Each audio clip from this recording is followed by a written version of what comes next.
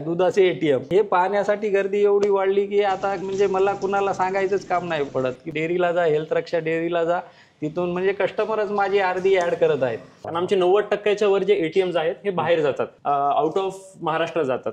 कस्टमरला त्यांनी केव्हा किती दूध घेतलंय, कुठलं प्रोडक्ट घेतलंय, काय घेतलंय याची पूर्ण माहिती त्याच्या ॲपवरती कळणार आहे. ॲटमिल मिल्क एटीएम हे बेसिकली 3 प्रकारचे लोक इन्स्टॉल करू शकतात.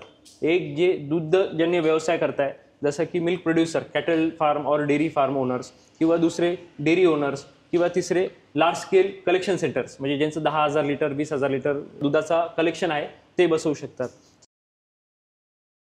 नमस्कार, मी शुभम अनिल भावसार, डायरेक्टर भावसार बंधू प्रायव्हेट लिमिटेड और भावसार ब्रदर्स प्रायव्हेट लिमिटेड. तर आज आपण आलो आहोत महागाव, जिल्हा यवतमाळ इथे. हे आमचे one of the oldest customer आहेत. यांच्याकडे साधारण 3 वर्ष झाले असतील मिल्क एटीएम आपण बसवून. हे मिल्क एटीएम बेसिकली 150 लिटरचं आहे. याच्यामध्ये 40 लिटरच्या 4 कॅन बसतील. सुनील सरांनी हे मशीन लिटरली स्क्रॅचपासून दूध वाटप सुरू केलेली आहे. म्हणजे त्यांचा एकही ग्राहक नसताना त्यांचा फक्त एक गोठा होता.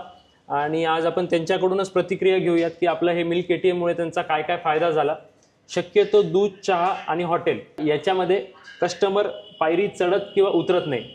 पण मला सांगताना आनंद होईल की आपलं ॲटमिल मिल्क एटीएम हे जगातलं पहिलं एटीएम असेल जे बेसमेंटमध्ये चाललं आहे. आज सरांनी जेव्हा एटीएम चालू केलं होतं तेव्हा त्यांना अश्युरिटी नव्हती की एटीएम सक्सेसफुल होईल का नाही. पण आज ते जवळपास 400 लिटर दूध विकताय एटीएममधून. जर संपत आलं तर परत टॉपअप करताय. सगळ्यात सुरुवातीला सरांनी फक्त एक शेड टाकलं होतं, म्हणजे एक पत्र्याच्या शेडमध्ये रस्त्यावर मिल्क एटीएम स्टार्ट केलं होतं.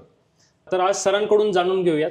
सर, काय सांगाल एटीएम बद्दल? नमस्कार. नमस्कार. एटीएम जसं जेव्हापासून मी एटीएम घेतलं तर पहिले तर कस्टमर कोणी यायला तयारच नव्हते. पण एटीएम आणल्यानंतर बा एटीएम आहे काय, दुधाचे एटीएम, तर हे पाहण्यासाठी गर्दी एवढी वाढली की आता गर्दी म्हणजे मला कुणाला सांगायचंच काम नाही पडत की बा फलाण्या डेअरीला जा, हेल्थ रक्षा डेअरीला जा, तिथून म्हणजे कस्टमरच माझी अर्धी ॲड करत आहेत. मी एवढं सांगतो की बघ हे एटीएम आल्यामुळं माझं काम खूप सोपं झालेलं आहे. दुसरी गोष्ट अशी विचारायची होती मला की आधी तर ठीक आहे, तुम्ही स्टार्ट एटीएम पासून केलं, हो, पण मग आता उरलेलं दुधाचं तुम्ही काय करतात? मी उरलेल्या दुधापासून बाय प्रोडक्ट बनवतो, जसं की दही, पेढा, पनीर, खवा, तूप, लोणी, मँगो लस्सी, आम्रखंड, श्रीखंड, हे सर्व मी पदार्थ बनवतो त्याच्यापासून. तर सर, सगळ्यात पहिले ज्यावेळेस तुमचा मला कॉल आला होता, हो, त्यावेळेस मला अजून पण आठवतं की तुम्ही थोडेसे कन्फ्युज होते. हो, की तुम्ही नाशिकमध्ये, आम्ही यवतमाळमध्ये, हो, हो, किंवा मग आमच्या गाव आहे तर आम्हाला सर्व्हिस कशी मिळणार, हो, किंवा मग तुम्ही आधी म्हणले की आम्हाला येऊनच बघायचंय. हो, तर मग त्यावेळेस मी तुम्हाला काय म्हणलो की आधी व्हिजिट करायची असेल तर ऑलवेज वेलकम. हो, कारण आमचे 90% वर जे एटीएम्स आहेत हे बाहेर जातात, आउट ऑफ महाराष्ट्र जातात. तर त्याच्यामध्ये तामिळनाडू, बिहार किंवा नॉर्थला अंबाला आहे.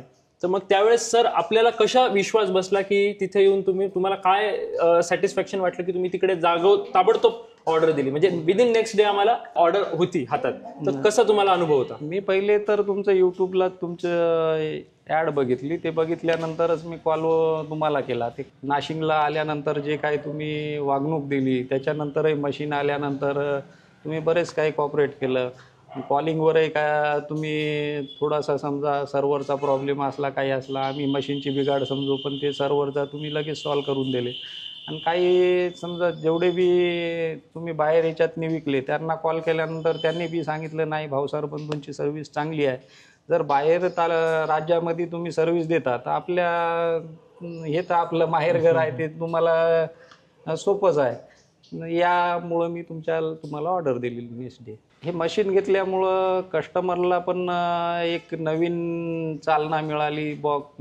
हात न घेता कधी काय, आता खुल्या याच्यातनी दूध विकतात तर माशा पडणं त्याच्यात, किंवा जास्त वेळ बाहेर राहिल्यामुळं हीट होणं, ते घरी नेलं की फाटणं, हे प्रकार घडत होते. जसं ही मशीन लावली तेव्हापासून त्या प्रकार म्हणजे कोणी आम्हाला तक्रार आतापर्यंत आलीच नाही की तुमचं नेलेलं मशीन बंद आहे. एखाद्या वेळेस सर्व्हर डाऊन असलं आणि आम्ही ते मशीन आहे जी बाहेर नेऊन जरी विकतो म्हणलं तर ग्राहक आम्हाला स्वतःहून म्हणतात आम्हाला मशीनचं दूध पाहिजे म्हणून.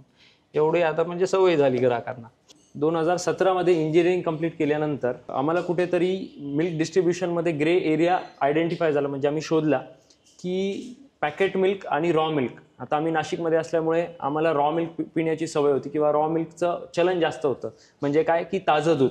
आणि पुण्यामध्ये असल्यामुळे आम्हाला पॅकेट मिल्कशिवाय पर्याय नव्हता, जे की पाश्चराइज किंवा प्रोसेस चिल मिल्क PCM म्हणतो आपण त्याला. ठीक आहे. तर मग अशासाठी आम्ही काय केलं की मिल्क डिस्ट्रीब्युशनचं ऑटोमायझेशन केलं. म्हणजे काय की दूध विकायचं ऑटोमायझेशन केलं. खूप अवघड काम होतं, कारण हे एक रिव्होल्युशन सारखं आहे.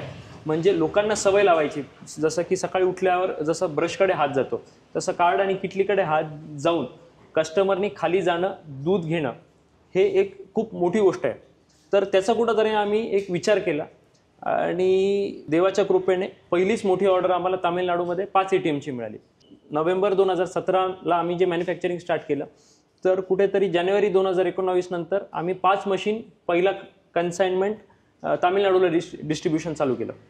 तर त्याच्यानंतर मग आम्हाला मागे वळून बघायची गरज नाही पडली. तर 2020 नंतर कोविड लागल्यामुळे थोडं कुठेतरी सेटबॅक लागलं होतं आम्हाला.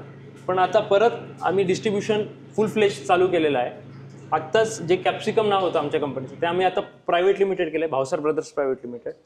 तर सांगायचा उद्देश हाच की सरांसारखे जे होतकरू शेतकरी आहेत, जे प्रगतशील टेक्नॉलॉजीशी जोडलेले शेतकरी आहेत, ज्यांना ही टेक्नॉलॉजीबद्दल भरपूर ज्ञान आहे, तर तसे लोक आम्ही जोडण्याचा प्रयत्न इथे करत आहोत. तर बेसिकली मशीनचं काम काय ना की fresh milk distribution to the end customer. म्हणजे की ताजं दूध जे आहे, जे शेतकरी किंवा फार्मर्स कलेक्ट करतायत किंवा प्रोड्यूस करतायत, तर ते एंड ग्राहकापर्यंत पोहोचवायचं काम आम्ही करतोय. त्याच्यामध्ये काय करतोय की कोल्ड चेन स्ट्रेंथनिंग, म्हणजे की जे कोल्ड चेनमुळे बॅक्टेरियल ग्रोथ कमी होतो, म्हणजे दुधाची गुणवत्ता जी आहे ती कशी मेंटेन ठेवता येईल ॲटलिस्ट 24 ते 48 तासापर्यंत, जेणेकरून 30 ते 60 किलोमीटरच्या आवारातले जेवढे पण दूध उत्पादक आहेत, तर त्यांना कुठेतरी शहरात येऊन दूध विकण्याची संधी मिळाली पाहिजे 24 तासात. तर हे कुठेतरी आम्ही ध्येय गाठण्याचा प्रयत्न करतोय.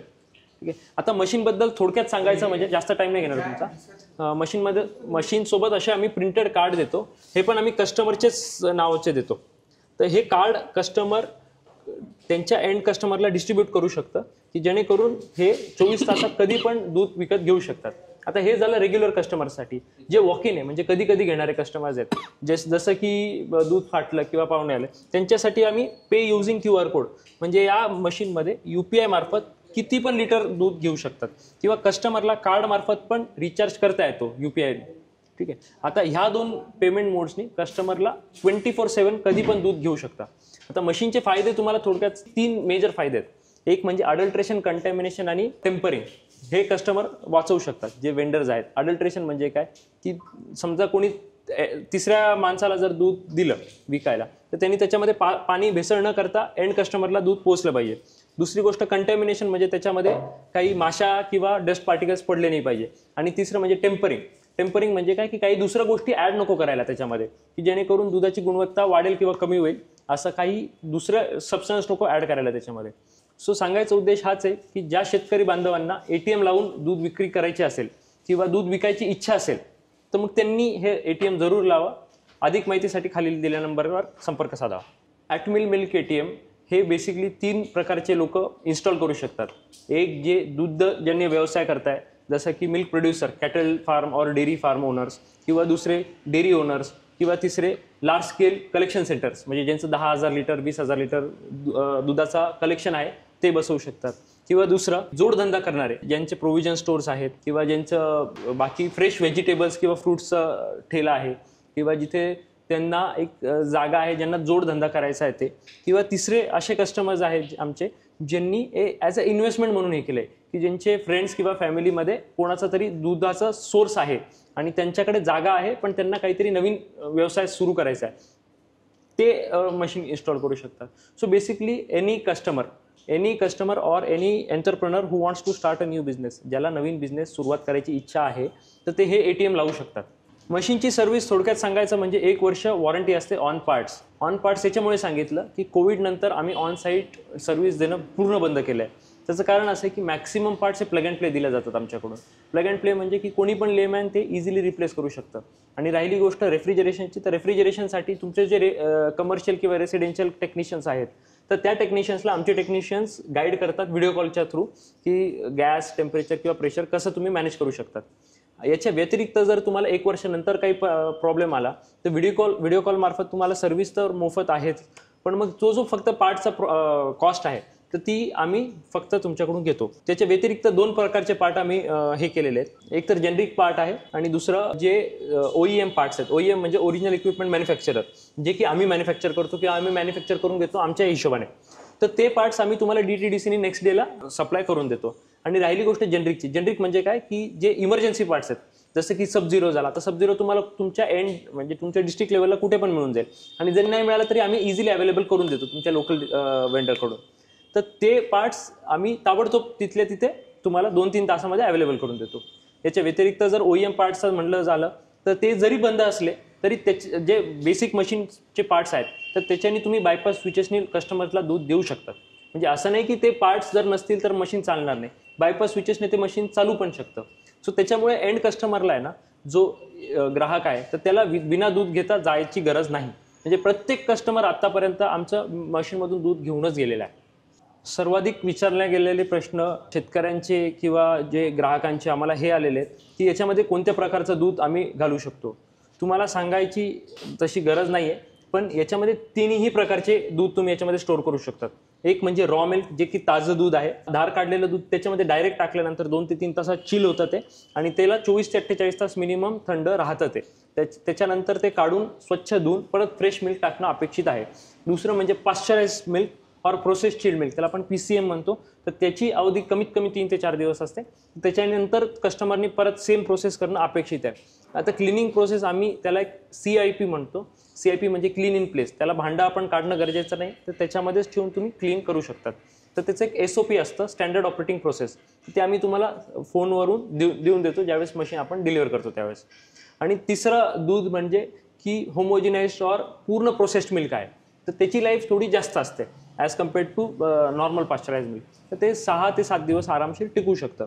सो त्याच्या व्यतिरिक्त जर तुम्ही लाईट बिलचं विचाराल तर ते अप्रॉक्सिमेटली अराउंड 3-3.5 हजार रुपये येतं. ते डिपेंड करतं तुमचे ॲम्बियंट टेम्परेचर, बाहेरचं टेम्परेचर काय, उन्हाळ्यात थोडं जास्त येऊ शकतं, हिवाळ्यात थोडं कमी येऊ शकतं. दुसरी गोष्ट हवा कशी आहे, व्हेंटिलेशन.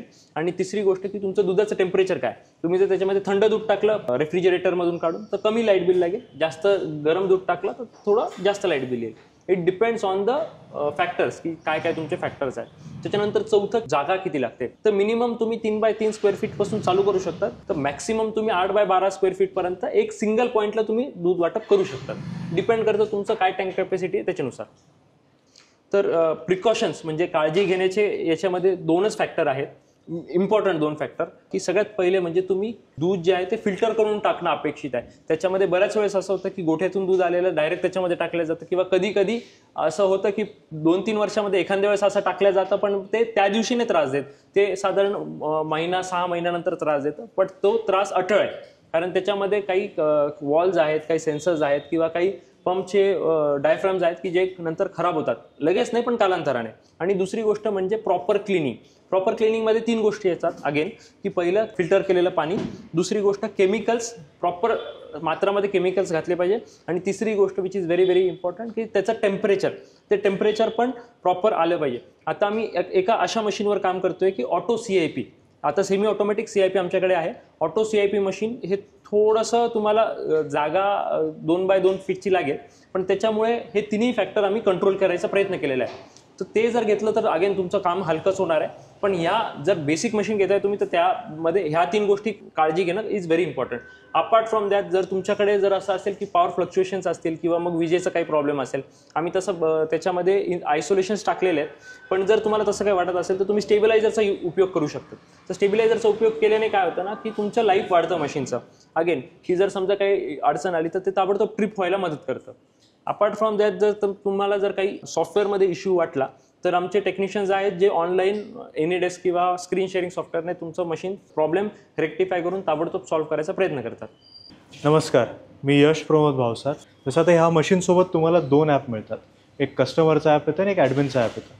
तर हे तुम्हाला जे मॅनेज करायचे, आज तुमचं एक मशीन होतं चालून 10, 20, 25 जर मशीन झाले तर तुम्ही मॅनेज कसं करणार आहे.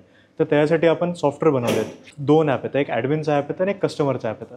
कस्टमरला त्यांनी केव्हा किती दूध घेतलं आहे, कुठलं प्रोडक्ट घेतलं आहे, काय घेतलं आहे याची पूर्ण माहिती त्याच्या ॲपवरती कळणार आहे. म्हणजे त्याच्या रुपयाचं जर त्यांनी रिचार्ज केलं आहे तर कुठल्या टाईमला केलं आहे, कधी केलं आहे, ह्या सगळ्या त्याच्यात डिटेल्स कळणार आहे. आता मी तुम्हाला ॲडमिनचा ॲप दाखवतो. आता हे ॲडमिनचं ॲप येतं. ह्याच्यात तुम्हाला जेवढे पण तुम्ही मशीन्स इन्स्टॉल करताल ऑल ओव्हर वर्ल्ड हे तुम्हाला इथे दिसणार आहेत. आता फॉर एक्झाम्पल हे यादवी डेअरी, याच्यावरती जर आपण एडिट केलं तर याच्यात तुम्हाला त्याच्यावरती चालणारा व्हिडिओ, त्याच्यानंतर हे तुम्ही त्यात कुठलं दूध टाकलेलं आहे त्याचे पूर्ण डिटेल्स, त्याच्यानंतर हे डिस्पेन्सिंगसाठी लागणारे आपले बटन्स, हे सगळे तुम्ही ॲपद्वारेच तुम्ही चेंज करू शकतात.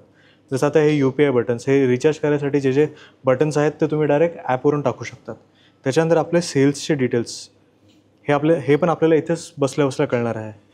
हे कुठल्या तारखेला किती गेलं आहे, कार्डने किती गेलं, कॅशने किती गेलं, UPIने किती गेलं हे कळणार आहे. त्यानंतर आपले सगळे कस्टमर्सचे पूर्ण हिस्ट्री किंवा डेटा आपल्याला इथे कळणार आहे. आता जर मी कुठल्या एका कस्टमरवरती जर क्लिक केलं तर मला याची पूर्ण हिस्ट्री इथे दिसेल. जर रिचार्ज वगैरे करायचं तर मी डायरेक्ट इथूनच करू शकतो. अजून याच्यात जर बाकीचे काही प्रोडक्ट्स वगैरे टाकायचे असतील तर हे आपण प्रोडक्ट्स इथे टाकू शकतो. आता हे प्रोडक्ट्स टाकायचा फायदा असा की हे कस्टमरच्या ॲपवरती दिसणार आहे. हे एक कस्टमरचं ॲप आहे. इथे त्यांना कळणार आहे की हे त्यांनी कुठलं प्रोडक्ट घेतलं. आता हे बफेलो मिल्क, याचं MRP आहे 55 रुपये, यांनी घेतलं आहे 10 रुपयाचं, डिस्काउंट याच्यावर 00 रुपये आहे. कधी घेतलं आहे? 7 जुलै 2025, 12:57 दुपारी. आता ह्या कार्डमध्ये अवेलेबल किती बॅलन्स आहे तर हा इथे बॅलन्स दाखवणार आहे. याच्यानंतर प्रोडक्ट्सवरती जर क्लिक केलं तर मला इथे सगळे प्रोडक्ट्स दिसणार आहे की त्यांच्याकडे अजून दुसरे कुठले प्रोडक्ट्स अवेलेबल आहेत. याच्यात रेफ्रिजरेशन वगैरे सगळ्या गोष्टी होतात, त्यामुळे तुमचं दूध 24 तास आरामशीर टिकतं, दूधही खराब होत नाही आणि कस्टमर येऊन डायरेक्ट कार्ड लावून ज्याला जसं लागेल तसं दूध घेऊन जाऊ शकतात. अधिक माहितीसाठी तुम्ही 91 300 24 042 किंवा 91 300 24 057 या नंबरवरती संपर्क साधू शकतात.